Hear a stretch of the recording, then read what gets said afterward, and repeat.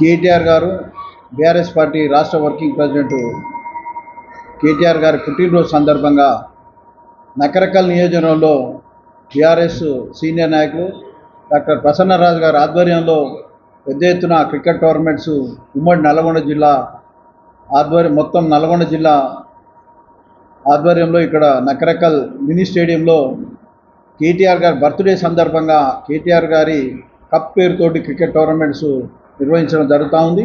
ఇది నల్లగొండ జిల్లా మాజీ మంత్రి సూర్యాపేట ఎమ్మెల్యే గుంతకళ్ళ జగదీశ్వర్ రెడ్డి గారిది ఈ నెల 18వ తారీఖు నాడు పుట్టినరోజున సందర్భంగా ఈ కేటీఆర్ కప్ అనేది ఆ రోజు ప్రారంభమవుతూ ఉంటుంది.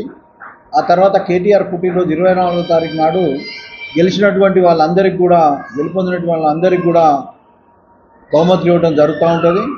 కాబట్టి ఉమ్మడి నల్లగొండ జిల్లాలో క్రికెట్ అభిమానులు క్రికెట్ టీంలన్నీ కూడా ఎంట్రీ చేసుకొని ఒక టీంకు 1000 రూపాయలు ఎంట్రీ ఫీజు ఉంటుంది.